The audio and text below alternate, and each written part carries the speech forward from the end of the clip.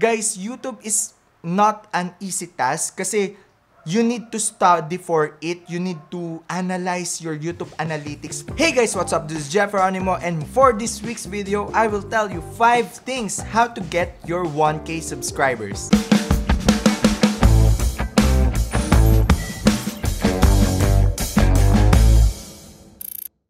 Once again, this is Jeff Geronimo, and thank you for watching this video. But before we go to our main topic, let's unbox this first. So this is a devotional set sent by Faith, one of our church mate, and she is selling this one for her schooling. So if you want to support her on her schooling, you might want to check her page or her account on Facebook to buy this one. Super nice ng pagkakapack ng devotional set na ito, and yan, meron pa mga verses, every packaging na included, and there's a personal letter for me. Here's what's inside the box. Meron tayong stickers, and super nice yung stickers. Actually, ginamit ko na siya sa M50 ko, especially yung Jesus Saves. Then meron pa akong mini calendar, super cute. And meron pang included na paper clips. Super nice ng pagkaka-arrange ng packaging, and ang crafty ng pagkaagawa ng materials na naka-include sa devotional set. Meron pa akong bookmark. Meron din kasamang stabilo.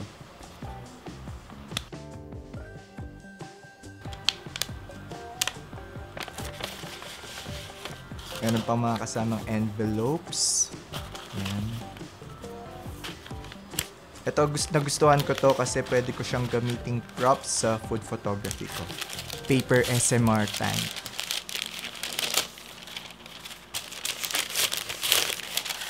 And here you go. This is the planner. Na-amaze ako dito sa notebook na to kasi yung personality ko talagang nagawa niya sa notebook na to. And great job, Faith, for this one, and I know na marami ka pang magagawang ganito. So if you want one, I'll put the link in my description.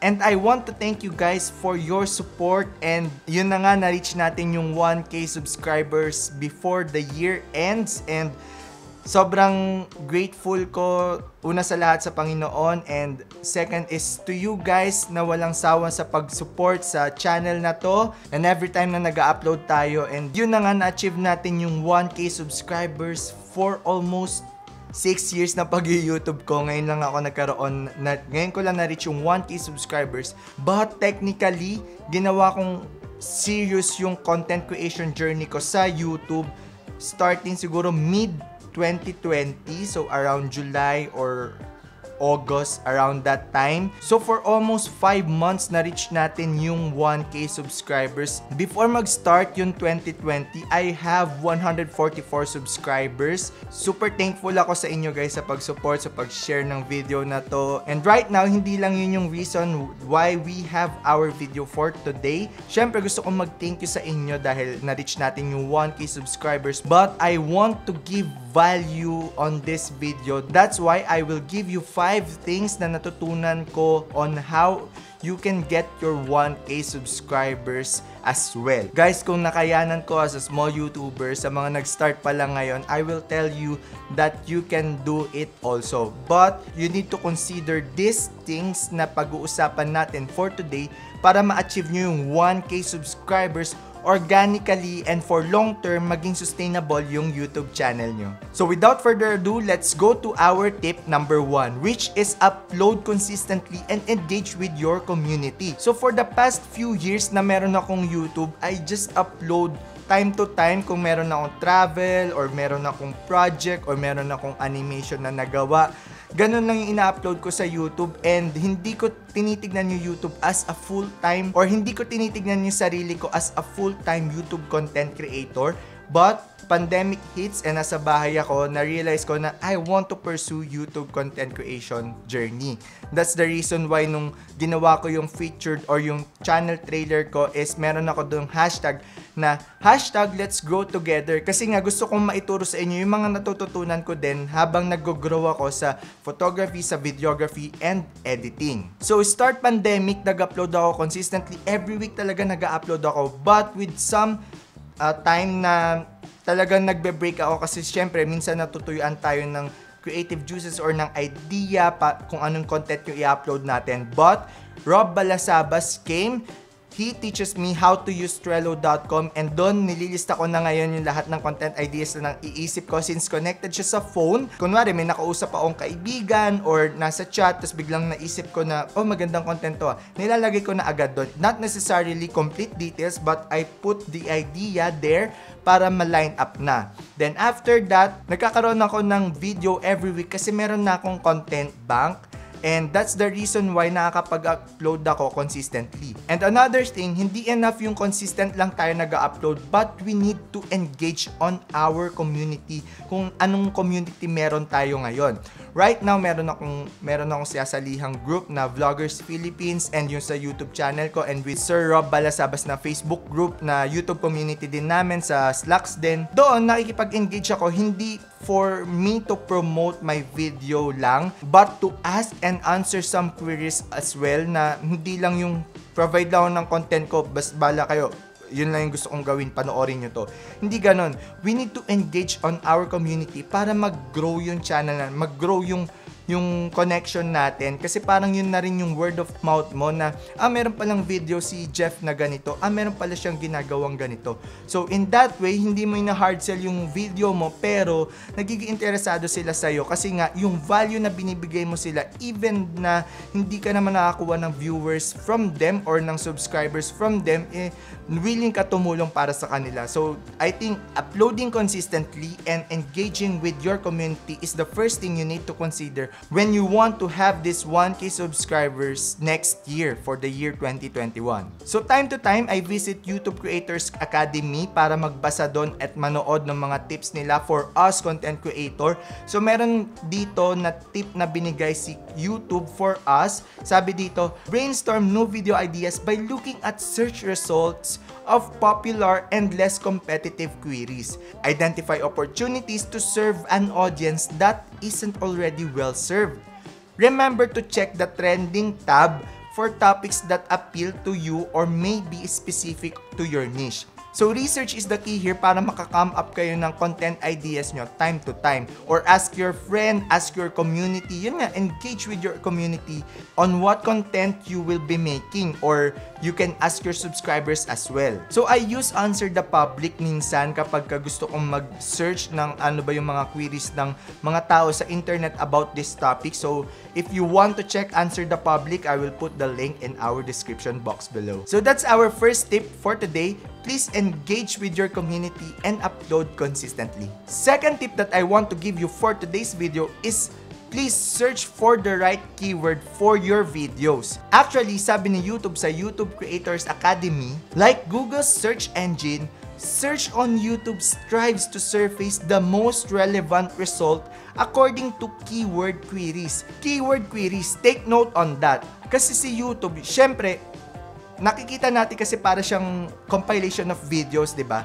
Pero YouTube is like Google. Google is a search engine. Like, kapag nag-type ka ng topic na gusto mo or gusto mong matutunan, bibigyan ka niya ng sites or blogs na related sa keyword na tinype mo. Like YouTube, kapag may tinype kang keyword or yung interested topic ka, bibigyan ka niya, instead of links or sites or blogs, bibigyan ka niya ng set of videos na related sa keyword mo. That's the reason why we need to search for the right keyword for our video para matarget natin yung right audience natin. Hindi yung sinasabi ko nga lagi, we don't want to force our video on our friends only, for that small circle of friends only. We need to get out of that circle and target our real audience. So by researching for the right keyword, you can target your specific audience or the audience that are interested in your videos. Also, YouTube Creator Academy gave us a tip like see what words people use to find your channel in traffic sources in YouTube Analytics. Guys, YouTube is not an easy task kasi you need to study for it. You need to analyze your YouTube analytics for you to be able to understand kung ano ba yung mga videos na patok or interesado yung mga viewers or subscribers mo. And if you discover that video or that keywords na sinesearch ng subscribers mo or viewers mo, then make videos with that same keyword. So that's how keywords are important. Later on this video, I will tell you how to use those keywords para ma-optimize yung search ranking mo sa YouTube. So please stay on this video at marami pa tayong matututunan. So that's our second tip for today. Please search the right keyword for your video. Third tip is that achieve all the best practices on YouTube, like putting info cards, using end cards, using timestamps or chapters, or if time permits, using caption to achieve or to reach international audience for your videos. So why do we need to use info cards, end cards, and timestamps?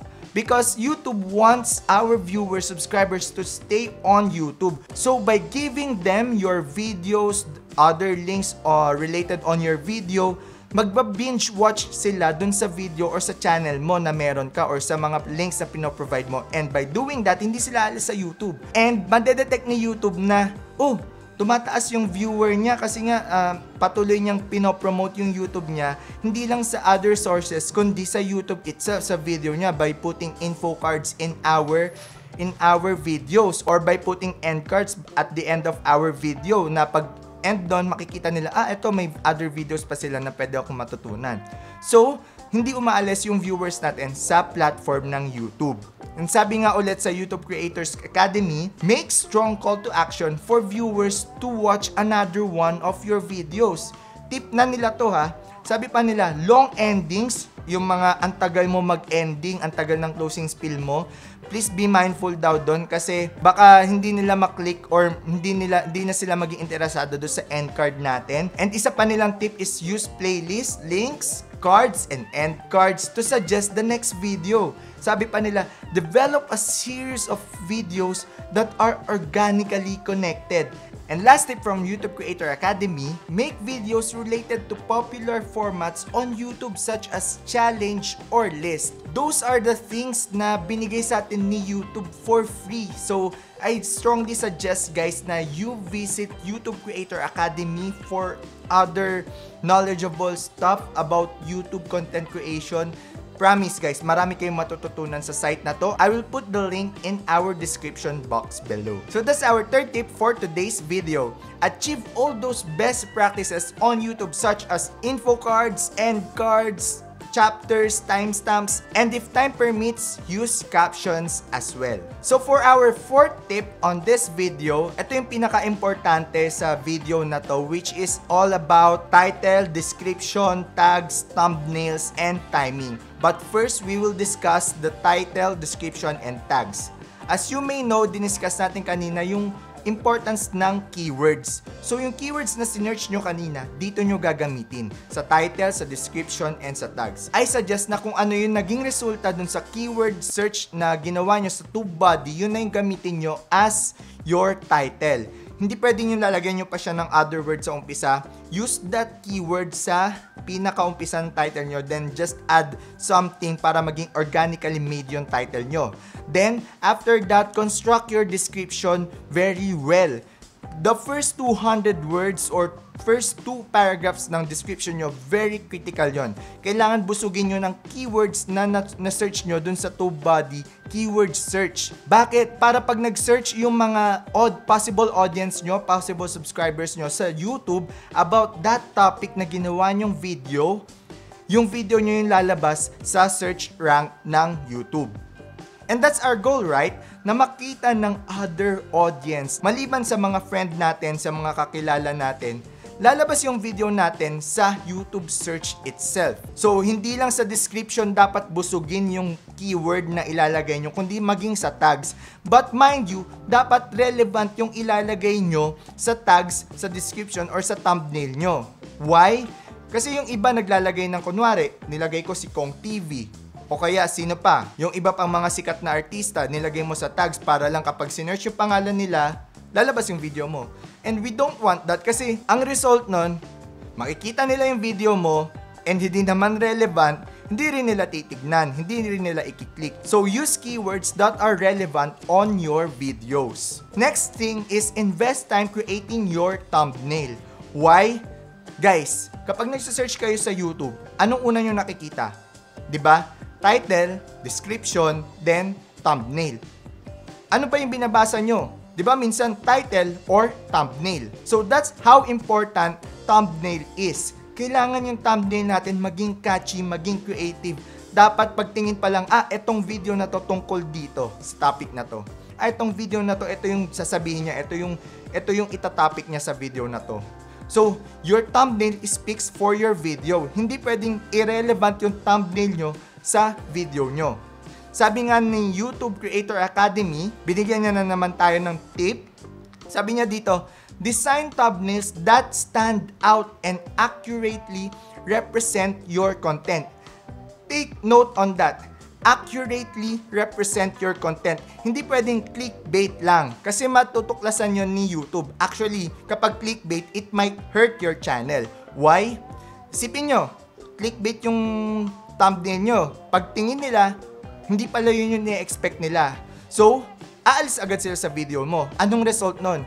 Bababa yung audience retention mo. Meaning, kapag nakita ng YouTube system na bumababa yung audience retention in this certain part of your video, sasabihin niya, hindi pala to patok, hindi ko na i-recommend tong video na to. And hindi natin gusto yon. So please, make a thumbnail that is relevant on your YouTube videos. Actually, wala namang exact formula sa pagkikreate ng thumbnail, which is, gagawan ko naman ng video ng separate tong thumbnail making na to. But, mind you guys, yung paggawa ng thumbnail, test lagi yan, experimental. You need to make A and B testing. Ano ba yon? Yung gumawa ka ng isang version ng thumbnail mo, gawa ka rin ng isang version, then check mo, timbangin mo, ano ba yung mas maganda. Makikita mo yan sa YouTube Analytics. And ang kagandahan sa TubeBuddy, kapag nag-upgrade ka into Legend plan, makikita mo doon meron silang option for A/B test ng thumbnail, which is ang ganda kasi upload mo lang yung other version ng thumbnail mo and sila na yung magpapalit for a certain period of time. Every day nagpapalit yung thumbnail mo, tapos bibigyan ka nila ng result ng analytics about that thumbnail performance. So mamimili ka kung ano yung mas maganda na performance sa thumbnail na yon. And one thing na pwede nyo pang itry is ask your friend na, ano bang papanoorin mo dito sa thumbnail na ginawa ko, sa dalawang thumbnail na ginawa ko? Ano yung most likely na i-click mo? So, that's one part na pwede mong gawin pag gumagawa ka ng thumbnail. Please make a thumbnail that describes what your video is all about. So, wag kang please gumawa ng irrelevant thumbnail para mas tumaas din yung click-through rate mo. Yun yung kailangan nating pataasin dito. Last, for our tip number 4 is that please mind the timing, guys.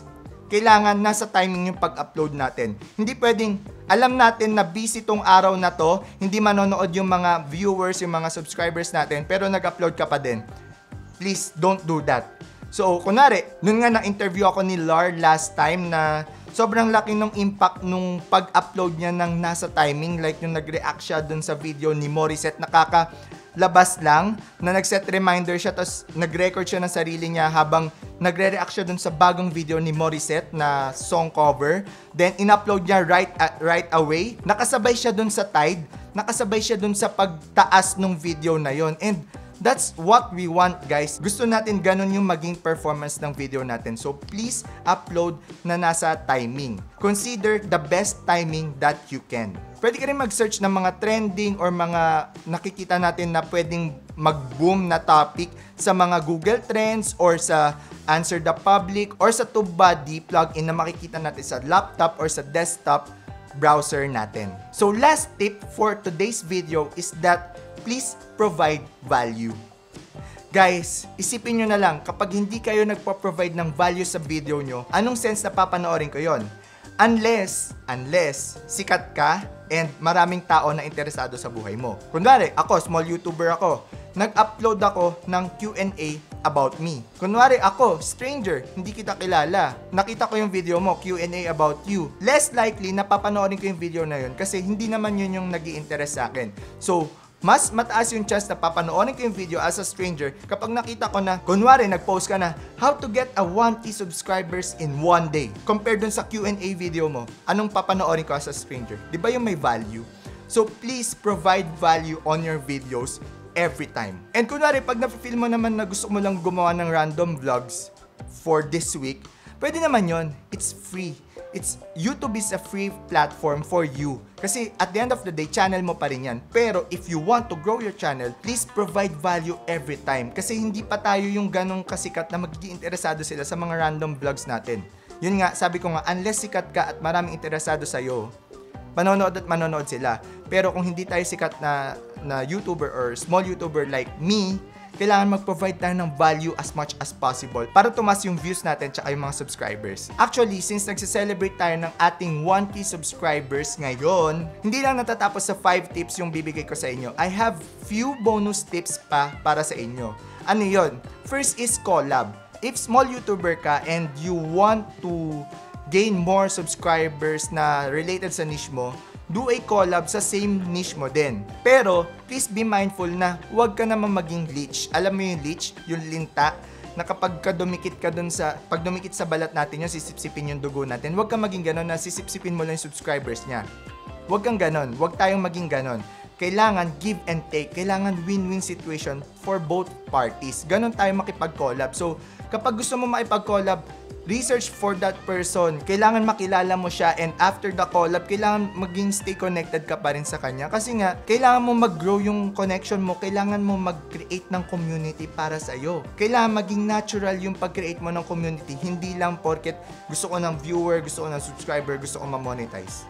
'Di ba? So, kailangan maging sincere tayo sa pag-connect sa mga tao. Kasi, in that way, babalik din sa atin yung mga ginagawa nating good deeds para sa kanila. Second bonus tip is from YouTube Creator Academy. Sabi ulit nila dito, the algorithm will like your videos. Yung algorithm daw, gugustuhin yung videos natin kapag yung audience natin nila-like yung videos natin. So, take note on that. Sabi nga din nila kanina, create a strong call to actions on your videos. So, kailangan sa video nyo, merong mga call to action na like this video and click that subscribe button, di ba? Kaya nga natin sinasabi yon para tumaas yung mga likes natin sa video natin once na nagustuhan nila yung video natin. Pero, meron din silang sinabi dito sa YouTube Creator Academy na instead of worrying about the algorithm likes, it's better to focus on what your audience likes. Grabe, sila na mismo yung nagsabi. It's better to focus on what your audience likes. Bakit guys? Sabi nga ni Sean Connor sa Think Media, yun yung pinaka-tumatak sa akin. Yung sabi niya nga, provide service content rather than selfish content. Ano ba yung mga selfish content? Yung para sa sarili natin. Yung, kasi gusto ko to kasi gusto ko to, tapos magtatanong tayo at the end of the day, bakit hindi nagbo-boom yung videos natin? Sabi ni Sean Connor at sabi na rin ng YouTube, provide service content. Provide value. Yung tip number 5 natin.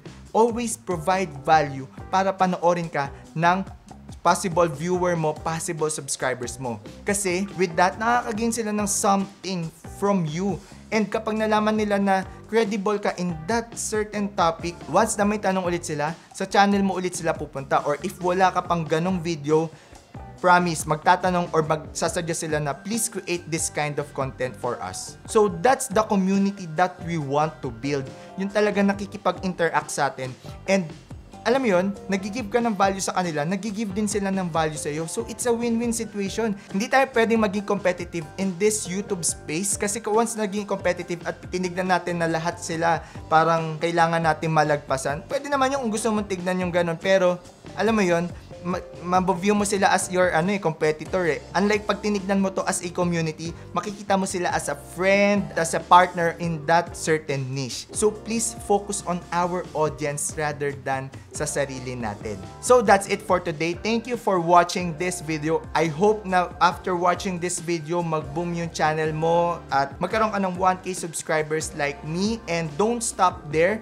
just keep doing this best practices para mag-grow pa yung channel natin. Sabi ko nga kanina, yung ginawa ko sa channel trailer ko is #Let's Grow Together. Kaya ako tinuturo sa inyo to kasi gusto ko ring magkaroon kayo ng mga subscribers na tutulong din sa inyo along the way.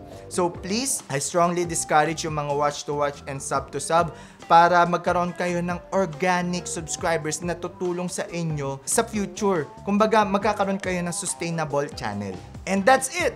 So as part of our 1K celebration, meron tayong giveaway. So you might want to check our description box below para mag-sign up sa form at makasali sa giveaway natin na ipipick ko sa December 29 kung sino yung mga mananalo ng Boya Lavalier mic, Boya Boom mic, 500 pesos GCash, and personalized stickers. I will pick randomly. Gagamit ako ng virtual roulette at ila-livestream ko yon sa December 29. So don't forget to click the subscribe button, the notification bell para ma-update kayo once na nag-livestream tayo. And also, if you want to learn more about photography, videography, editing, and some YouTube tips, don't forget to subscribe on this channel at marami pa tayong matututunan or pag-aaralan sa channel na to. Once again, this is Jeff Geronimo. Thank you for watching this video. See you on my next one. Bye! Peace! Oo nga pala, nakalimutan ko. Gusto ko magpasalamat sa mga taong sumuporta sa channel na to. Sila Mama, sila Papa, yung girlfriend ko si Trina, laging nanonood, and si Ate Ruth na nag-sponsor sa giveaway natin, si Late Lloyd Cadena na nag-boost ng subscribers ko from 189 to around 500. Then from there, talaga pinag-effortan ko para maka-reach ng 1K. And it's not all about monetization, guys. I just want to reach you guys for you to be able to learn more about photography, videography, and editing. And gusto ko rin magpasalamat sa Vloggers Philippines community, kay Brother Danilo, kay Lars sa pagsuporta, sa other channels, kay Sepoy na sorry hindi ako nakapag-send ng collab video, pero just connect with me soon para makapag-collab tayo. And also sa Gala ni Gab na laging nagko-comment sa ating comment section. Sa mga kakilala ko pa na hindi ko na-mention, maraming salamat. Sobrang nagpapasalamat ako sa pag-support nyo sa akin sa video na to, na alam nyo yon na kahit nagpo-post lang ako sa Facebook pero nagugulat ako, pinapanood niya talaga. Tapos pag nagla-livestream ako, nagko-comment kayo doon. And sobrang nakakataba ng puso yung ginagawa niya. So thank you so much sa pag-suporta sa channel na to. And I hope na makasama ko pa kayo sa long journey ng YouTube channel na ito. So maraming salamat. You're the reason why I research so much para maturuan kayo about photography, videography, and editing. And nawa may mga natututunan kayo sa mga pinagagawa natin dito sa channel na to. And if you have something na gustong matutunan or suggestion, recommendation, please feel free to connect with me sa comment section natin sa baba or DM me sa aking Instagram account na The Jeff Geronimo. You can chat me there basta may free time ako. So thank you so much, and once again, see you on my next video.